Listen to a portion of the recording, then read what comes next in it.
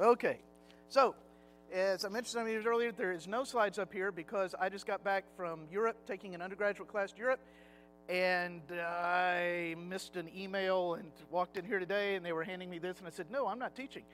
And they were like, well, they put your picture up last week, and I'm going, okay. So this is called Winging It, so we're going to go through this. Now, we just celebrated July 4th, and again, I am always, it warms my heart every year to see that with this divided country, we can still come together every year to celebrate my birthday. And I think that's just great. And I hope you all had a great July 4th for this. I turned 60 on July 4th, and as I pointed out in my Facebook post, for years I've not been saying that I'm not old, I'm vintage, but I did go to an antique auction and 4 people bid on me, so I don't know how I should think about that right now, but we will see. All right, so I took an undergraduate class to Europe, and as part of this, we took them to Germany, we took them to Brussels, and they need to know about World War II. And, to these kids, you need to understand, for undergraduates today, 9/11 is ancient history. All right? 9/11 happened before they were born. And so World War II. So the other professor who's with me, he's older than I am, he's a Marine, and he's like, yeah, we could take them to Antietam and make them watch A Bridge Too Far. And I'm like, they're never going to watch that. I said, we can take them to Dunkirk. They'll watch Dunkirk. He's like, well, they watch Dunkirk. I said, because it has Harry Styles in it. And he's like, well, who's Harry Styles? I'm like, just trust me, they'll watch it.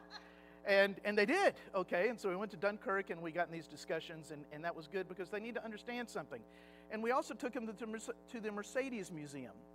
And I highly recommend, if you ever get a chance to go, it's great. It's this futuristic bit, and they take you up by elevator to the top floor, and there's only one way down. It's a circular bit, and you start in the late 1800s when they developed their first engine, and you go all the way down. And at each stage, it gives you the cultural, the geopolitical, the historical things that were going on at that time. And so at one stage after World War II, I stopped them, and we had a young German guide as a guide, and I pointed out to them that what allowed Mercedes to exist is that after World War II, everything's destroyed. All their plants are gone, except for just one portion of one plant, some tooling.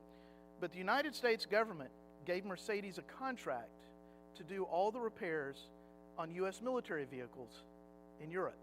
And that's what allowed Mercedes to continue to exist as the United States rebuilt West Germany. And I pointed this out to the students, and I'm going and said, right now, you go off to your history classes and your liberal arts professors and your sociology professors, and they're telling you how bad America is and all this stuff. And said, I just want to point out one thing. Name any nation on earth that has conquered as many countries as the United States and then rebuilt them and then left. And I said, here's an example of Mercedes had built things for the German war machine, and that the U.S. government gave them a contract, and this is what allowed them to survive, and is the only reason you can come to this country now. And as some of them said, this country is great, because from all of them, most of them, this is the first time they'd gotten out of the country, out of the U.S. And they're going, the taxis are Mercedes. I'm like, yeah, you got to love a country where the taxis are Mercedes. And I said, the only reason Mercedes exists is because the U.S. government did that for them. And the young German guide stopped and looked at me, and he goes, as a proud German, it is hard for me to admit that, but your professor's right. Okay? Now, I point that out to say, we celebrate our freedom. How can we celebrate our freedom? Because people were willing to die to defend it. Okay? What is the highest award that we give in the United States military? Medal of Honor. And many of those awards are given posthumously because people died to do it. Now, let me ask you this. Jesus stated, no greater love hath any man than he lays down his life for his friends. Okay? So first and foremost, I want to point out that as on this July 4th, we as a nation exist because people are willing to lay down their life for their friends. Okay? And as Jesus said, that is the greatest love. There's no greater sacrifice. Now, Jesus, as part of that, laid down his life for us. And that's the example he gave to us. And part of the fact of we living as Christians, Jesus said, they will know you are my disciples by What? By how you vote? By the stickers you have on your car? By the particular way you do worship? Which, by the way, when I came here, first visited here, I thought you people were just pagans because, where I came from, there were this many songs before the prayer and then going on, and y'all had mixed that up, okay? And then the first year, y'all did, first it was a sermon and then communion, where I came from, and then suddenly you're doing communion first, and I'm going, man, these people are just going off the deep end. What's going on here? But I mean, think about the things we get caught up in, and Jesus said, no, people will know you're my disciples and that you love one another. Okay. And what is love? What did Jesus say? What's the two commandments? Two greatest commandments. Love the Lord your God with all your heart, soul, and mind, and love your neighbor as yourself. And when Jesus stated that, what was he asked? Who is my neighbor? Okay. And that gave us the parable of the Good Samaritan. Right? Now, the Good Samaritan story is incredibly powerful because of the cultural context given there. Did Jews like Samaritans? Absolutely not. Did Samaritans like Jews? No. That particular cultural dynamic is still around the world today. Okay. A while back, had an accounting professor that came to me and said, hey, I got hired, I'm going to be teaching a class in accounting in Dubai. And I said, that's great, you're going to enjoy that. And he said, well, I wanted to come talk to you about that, since you're Arabic. And I said, no, I'm half Persian. He goes, right, same thing. And I'm like, dude, where you're going in the world, one of the quickest ways to die is call an Arab a Persian or a Persian an Arab. Okay? Or let me just throw this one out to you. Even within the Muslim world, the divide between Shia and Sunni, so great. During the Iraq War, when Daesh was taking over, if you were going around Baghdad, I'm talking about if you're an Iraqi, there were roadblocks in all these different neighborhoods. And cars, they would stop cars, and they just gave you a simple command of whoever was roadblock. Get out of your car and pray. And why did they do that?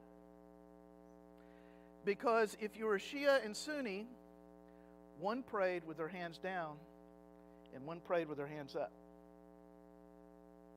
And so they just say, pray. And if you went Shia, and this happened to be a Sunni roadblock, they just shoot you right there. Okay? So those types of things are there. Or let's go to the extremes right now. Palestinians and Israelis. Do you realize that the people that were slaughtered, the Israelis that were slaughtered, these were historically, politically liberal Israelis who had fought for a peace movement and had moved to that border to show that it's possible to live and work with the Palestinians. So these types of things are throughout our world right now. And we are called to be different, to love people even when they don't deserve it. Now, several years ago, I took a particular individual in this class, and I started the class by just walking up and I slapped them across the face. That's why I'm looking back here. That's why we don't sit there. Exactly. That is why they don't sit up front anymore, because they learned, don't sit up front if you're not going to be made an example of, okay? And I started that, and I said, and he said, what do you want me to do? Turn the other cheek? And I'm like, woohoo! There we go. He scores. But that's the point. When you get slapped in the face, what is your immediate reaction? When someone insults you, what's your immediate reaction? When someone stabs you in the back at work, what's your immediate reaction? And Jesus said, you've got to be different. Because people aren't going to be able to tell you're my disciple in that you make a great argument or you politically destroy their position or any of this sort. They're going to tell because you love differently. So let me give you some examples of historically how Christians did that changed people's minds. Christians were being fed to the lions in the Colosseum. The Romans prized courage, honor, fighting ability. And they're watching these Christians, not in fear, but the Christians would just bend down and pray as the lions released. And they're going, this is nuts. And then later, the plague hit the Roman Empire. Now, we all think about the plague in the Middle Ages, the great, the Black Death just killed so many. But, the plagues happened a lot of different times. And everybody would run. In fact, the medical books of the time said, here's how you treat the plague. You leave fast, or you leave quickly, you run fast, and you run far away. That was the advice to doctors. People would run. And the only people who stayed to care for the sick were Christians. And these were people they didn't know. And many of them got the plague and died. And that impacted the Roman populace so much. Again, they valued courage and all this, but none of them was standing up in the face of the great death. And yet these Christians would do it for people they didn't know. In the Middle Ages, you know about all the castles, because we all love the castles and knights and things of that sort. And what was around castles? The moat. Okay? And the moat was, used for sewage and different things of this sort, etc. But it was also used, if you had an unborn child, you tossed it at the window early in the morning so people couldn't see this, into the moat. And Christians, there's records of Christians, they would get up, get in rowboats, get in the moats early in the morning to claim those literally discarded children and raise them themselves. This is the type of radical things that Christians are called to do and historically have done. Now, why do I say that? Because I want to go over the lesson of the prodigal son today. Okay? In that context, no greater love hath anyone than they lay down their life for their friends. Right? And the parables that Jesus did in the New Testament are basically a biography of God. Just think about what Jesus said for the kingdom of heaven is like. Basically, this is what God is like. This is how this stuff works. Okay? And the prodigal son illustrates a lot of the aspects of this because we have historically taken the story of the prodigal son and think about that title that we put there in the Bible, the prodigal son. But there wasn't one prodigal son. There were two. There were two. And if you want to take it even further, there were actually three prodigal people in this. Because prodigal, another definition of the word prodigal is just excessive, All right. So let's take a look at it.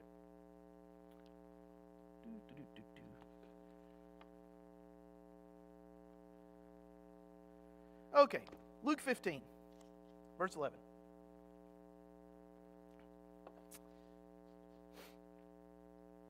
And he said, there was a man who had two sons.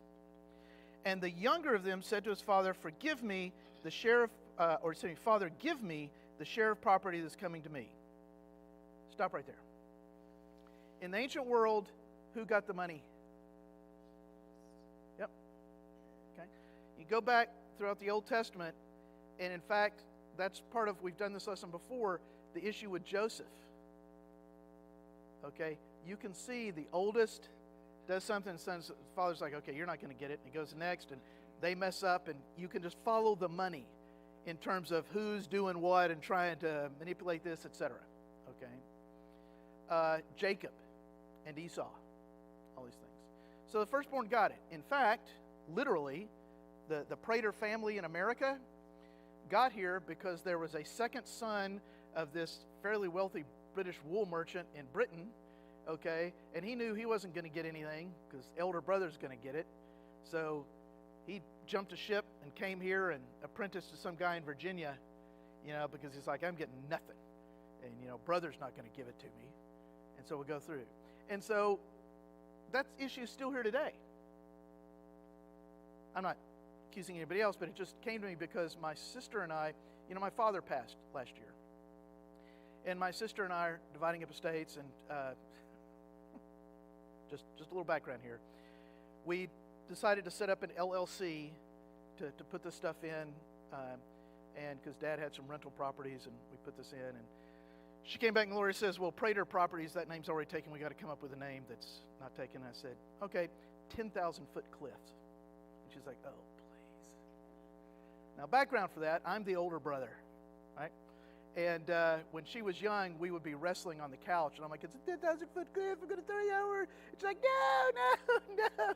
And she's like, I hated that. You just tortured me. And I'm like, I was a brother. This is what I'm supposed to do. And she just started laughing. And I said, I guarantee you that name's not taken. She's like, okay. And she calls me back. And the lawyer said that's name not taken. But then she had to have the answer to this. And so I told her. And she's like, oh, this is crazy. Now, we had to divide up stock shares. It's pretty blank. So we got an email, and it said, these aren't going to divide evenly. Who do I give the excess to? And my sister had emailed back and said, give it to Edmund. Now, little background here. When Dad was getting older, struggling, I wasn't able to go back and forth to Nashville as often as I wanted to. And so one time when I was there, I talked to Dad, and I'm like, just give the rental properties to Michelle. I mean, it's fair. Just give it to her. She's had to do more of this work. And he said, okay, I'll think about it. Later that week, I get a phone call from my sister. What are you doing? What? Michelle, what's going on? What do you think you're doing? I have no idea what you're talking about. Talking to Dad about giving me those rental properties. What do you think you're doing? I'm like, trying to be nice? No, you will not out-nice me in this. We are separating this down the middle, okay, and I will have none of this niceness business. And I'm going, okay, I'm sorry. So with the stock stuff, she'd emailed her back and said, give it to Edmund. And I called the bank vice president, and I said, I know she's executor of the estate, but I am the older brother, and I have rights too.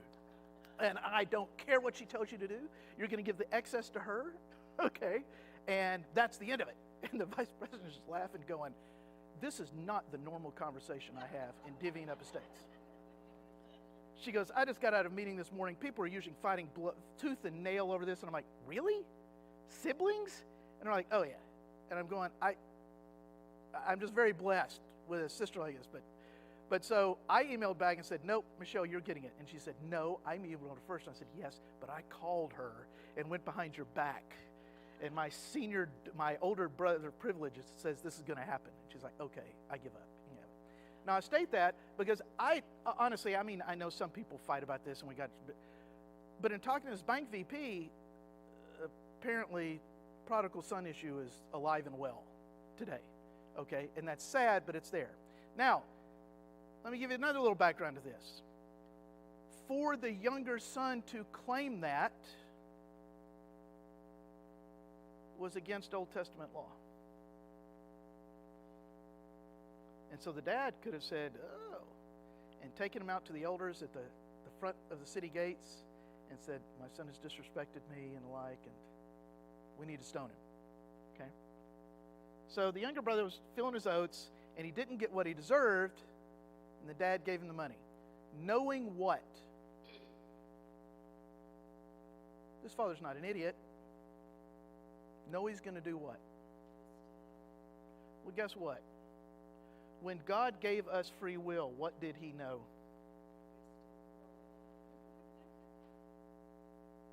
Same thing. How many of us will sit here and say, I just don't know, if God would just speak to me and tell me what to do, then I'd do it. Really?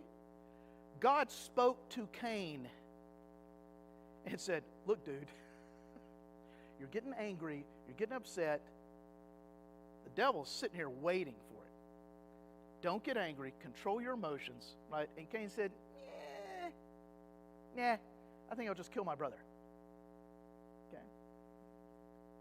So even with all the things we tell ourselves, oh, if God only did this, then I would be better. And God's going, no. So God gave us free will knowing we were going to mess up, just like this father. And so the son takes it.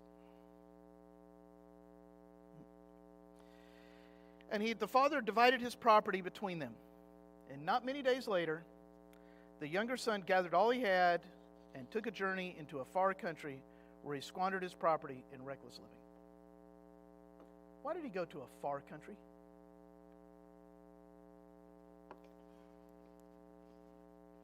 Nobody knew him. I can do what I want. No, this is going to get back to Dad. Okay? There's nobody here that knows who I am.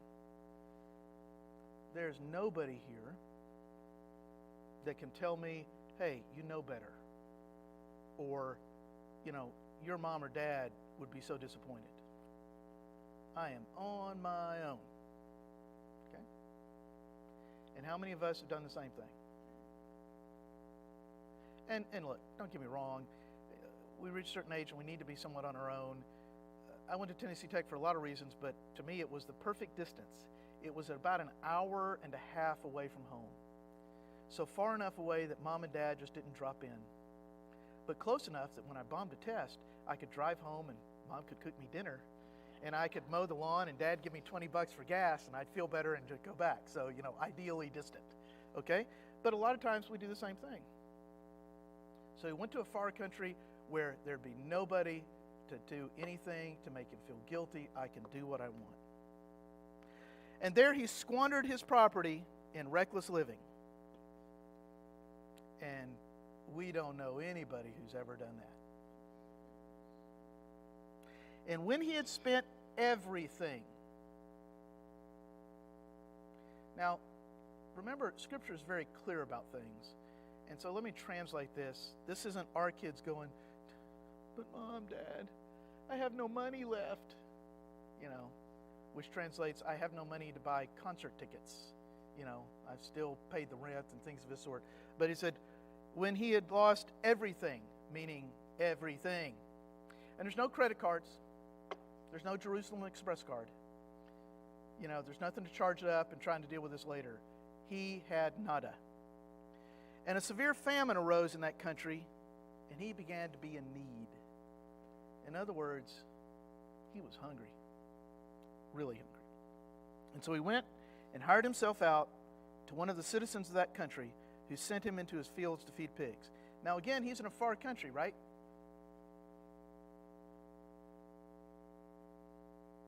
And again, at this stage of the game, it is tribal structure. You can go to your tribe and go to family, but there's no tribe there. There's nobody there for this. Now bring that up for another reason for us. Who's our tribe?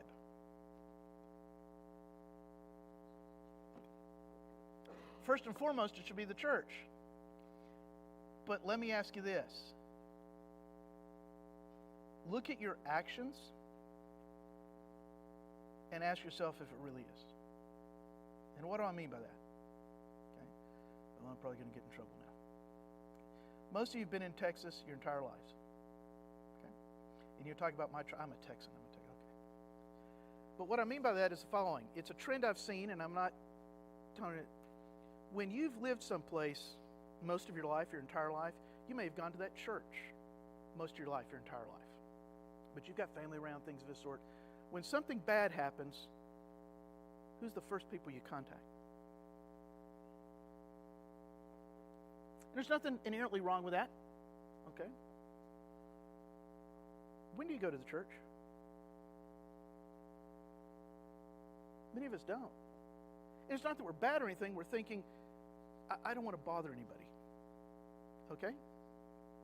And all I'm saying is the trend that I've seen is people tend to do that if they've been in one place at a time and like. With my family, we moved every 1 to 2 years. There was no family around. Okay? So when we first moved to Nashville, we had visited the church. We ended up placing membership there twice. We've been there 2 weeks. And my mom's father died. So we got no family around, nothing like that. And Dad just called the church. And people show up, and they're bringing food, and we didn't even know any of these people. Okay? During my first master's degree, I was on a fellowship, and I was going to be in Tucson, Arizona. Okay, so I was leaving Atlanta, Tucson. I knew nobody in Arizona. So I just picked up the old book. Remember the book, Where the Saints Meet, that had a list of all the Church of Christ everywhere? And I just picked one in Tucson and said, okay, that has a college class. Great. I wrote him a letter because, 4 cell phones and anything like this. And I'm like, I'm going to be here on this date, help. And so I got an apartment, found the church, walked in. Secretary said, oh yeah, we've been expecting you. You're having dinner with this family tonight. And you're going to have dinner with this family tomorrow night. I'm like, woohoo, food. Okay? Instant family. The first time I taught in Taiwan, I'm there on a Sunday, I realized there's a church right next door to the hotel. Got up, walked over there. There was one or two people who spoke English. And they were like, hey, talking about this. Instant family. We tend to forget that. Anywhere you go on the planet, you can find a church, say, I'm a Christian. Okay. That's our tribe, but a lot of times we don't treat it that way, guys. And I just encourage you to do so. Okay? Because he was in a far country where there's no Israelites, there's no tribe, there's nobody that knows him. There is no safety net, no one for him to turn to. So he goes to a man who treats him like dirt. And that still happens today. I teach an international business class. And a couple years ago, I was teaching a class and we were talking about the border and immigration issue. And one young Mexican student, Hispanic student, said, well, Mexicans do jobs that Americans don't. And I said, there's some truth to that statement. And I said, but there's jobs Mexicans won't do, because those are for Hondurans. And there's jobs Hondurans won't do, because those are for Guatemalans. And there's this hierarchy, okay? And she looked at me and she said, you're not supposed to know that. And I said, I'm an international business professor. Why should I? Because you're Anglo. Okay? But that hierarchy exists all around the world. Sadly, we are fallen human beings, and there are people everywhere around the world who can't feel good about themselves unless they can look down on another group. That's called racism. And it's everywhere. Okay? So he's in a far country. He's a foreigner. He's bottom of the barrel. And so he gets a job. And the guy says, great, you can feed my pigs. Oh, again, he's a Jew. So it doesn't get lower than this. Okay? And so he went and hired himself out to one of the citizens who sent him into his field to feed pigs. And he was longing to be fed with the pods that the pigs ate, and no one gave him anything. Now, I'd just like to point out something, that it was July 4th. Did you grill out? Did you have corn on the cob? One of God's gifts to humanity. Dripping in butter, salt, sweet corn, as it boiled, it's just candy in the mouth.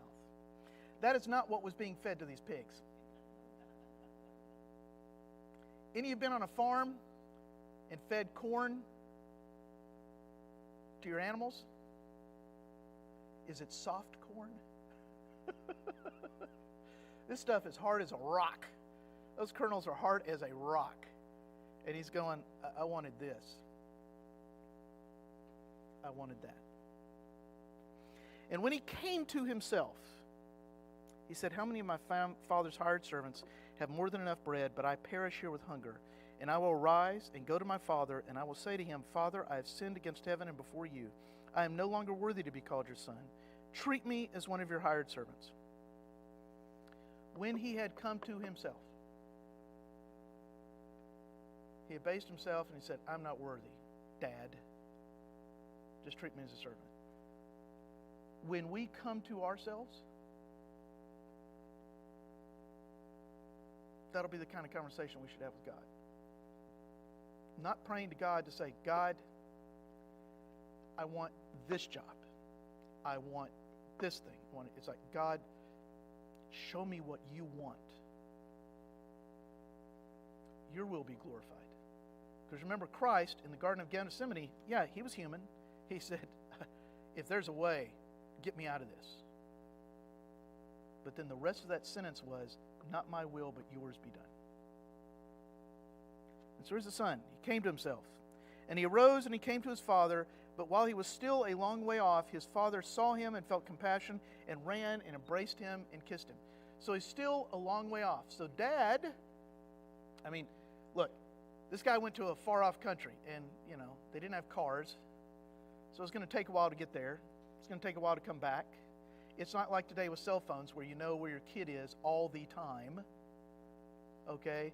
It's back in the day, like when I had to go to California the first time in Tennessee, and Dad said, well, it'll take a couple days to be there. Call once you get settled.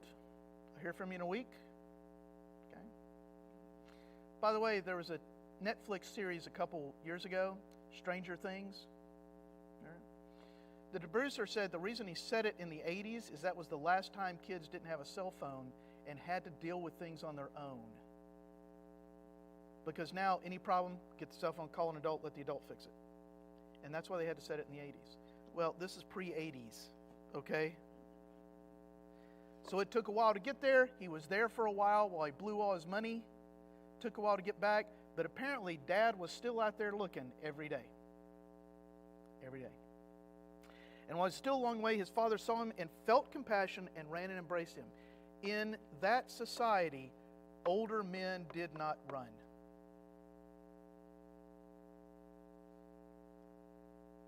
You were too dignified. Age and wisdom showed you were in control. You never let people see you sweat. Know those phrases? Okay. We still have variations of that today. How many of you have worked in banking? Do bank vice presidents and presidents dress in anything besides suits and formal wear? Because they are trying to portray, if you can trust us, it's calm, etc. Remember the financial crisis in 2007? Remember the movie Wall Street? Well, there's a follow-up to it called Wall Street, Money Never Sleeps. And there's a scene in that replicates something that really happened. That during the financial crisis, guys, it was close of how bad it really could have fallen apart. I mean, I was looking at the interbank loan exchange rates, and I was getting on a plane to fly to China, and I called my dad, and I said, Dad, this is worse than most people realize, and I'm leaving to go to China for a week, and I don't know what country I will come back to, but it's very likely that your grandchildren will have the same experiences that you had growing up in the Great Depression. And I always remember Dad's laughter. He says, son, what have I taught you? You got a farm, you can put a roof over your family's head, and you can feed them. Everything else is gravy. Okay? But there is a scene that replicates something that really happened. There was a bank president of one of the big banks, and he's looking at the same data, and he's like, it can't be this bad. It'll be okay. And he was going to a meeting that the Secretary of Treasury had with, that called in all the bank presidents, all the major financial figures, and he gets there, and he walks into the room. Everybody has their jackets off, their ties are undone, their shirts are opened, and the shirts are on. And he says in his book, I knew at that moment it was worse than I'd ever dreamed. Because bank presidents don't do that. Well, in this age and culture, older men didn't do this, but this father did. He said, I don't care what people think. I love my son. And embraced him and kissed him. And his son said to him, Father, I have sinned against heaven and before you. I am no longer worthy to be called your son. But the father said to his servants, Bring quickly the best robe, and put it on him, and put a ring on his hand, and shoes on his feet. And bring the fattened calf, and kill it, and let us eat and celebrate. For this my son was dead, and is alive again. He was lost, and is found. And they began to celebrate. Now notice a couple things from that. In a room this large, there are those of us who have some kids that have, taken different paths. Okay? And all I would tell you is this. Don't beat yourself up, because every parent does. We sit there and go, well, if I'd only done this, I'd only done that, etc. By definition, God was a perfect parent, and Adam and Eve sinned. But notice what this father does as well. The son went off to a far country. The father did not follow him.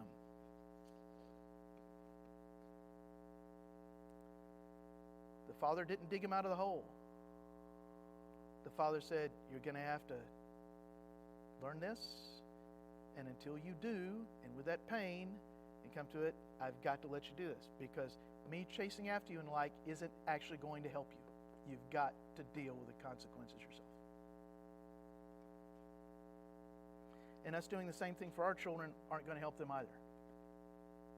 But when they do come back, it's prodigal love. It's excessive love. I love you. It's okay. You're still part of the family. You're still part of this. And now his older son was in the field, and as he came and drew near the house, he heard music and dancing. And he called one of the servants and asked, "What did these things mean?" And he said to him, "Your brother has come, and your father has killed the fattened calf because he has received him back safe and sound." But he was angry and refused to go in, and his father came out and entreated him. But he answered his father, "Look, these many years I have served you, and I never disobeyed your command, yet you never gave me a young goat that I might celebrate with my friends. But when this son of yours..." Now, those of us who have been married know what happens when a kid is acting up, and when your spouse goes, "That son of yours," or "that daughter of yours," okay? Because when they're doing good, it's "my child," okay? But when they screw up, it's like, "Well, your kid did this," okay? So we know exactly what's going on here. Big brother said, "This son of yours, he's not my brother," okay? So we know exactly what's going on. "Who has devoured your property with prostitutes, and you killed the fattened calf for him." And he said to him, "Son, you are always with me, and all this is mine, that is mine is yours. It was fitting to celebrate and be glad, for your brother was dead and is alive. He was lost and is found." And it ends there. But we could probably add an addendum, which was looking at the older brother, and that is, and if you don't get your act together, you're going to be lost too. Because we started by saying, greater love has no one than they lay down their life for their friends. And this brother had such little love that he could care less his brother came back. All he saw was that it wasn't fair. The word of childishness and immaturity in every society. That's not fair. It just meant that you didn't get your way. It meant that in kindergarten playground. It means that when college students go, "It's not fair," which means they didn't get their way. And it means that when you or any of us as adults at work and with other people go, "That's not fair," it just means we didn't get our way.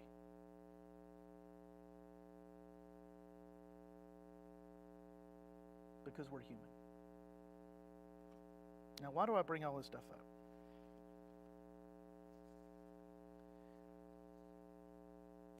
Let me try and give an extreme example as I can.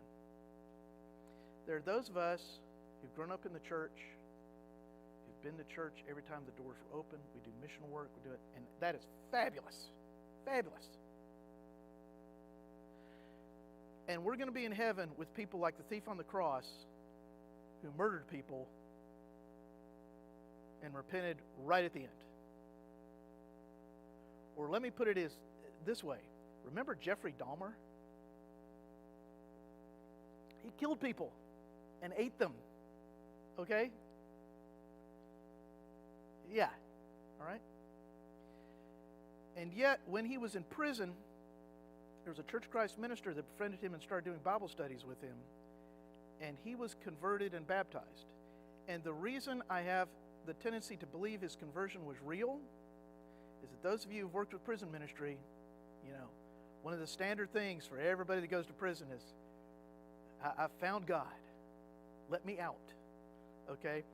My buddy who was in prison, the first time I went to visit him, he made this comment to me, and he said, "Yeah, I'm the only one in here who's guilty." I said, "What?" He goes, "You can ask anybody around here. Everybody in this entire penitentiary is innocent. They look at me because I'm like, no, I'm guilty." And they're like, "What is wrong with you?" Okay? Nobody wants to accept it. All right? But Dahmer told his lawyers, "I don't want to fight the death penalty. I deserve to die for what I did." All right. That sounds like you're accepting responsibility and repentance to me. So that means when we get to heaven, that first banquet, we may have a seat beside Jeffrey Dahmer. And I just remind you, don't be like the second son.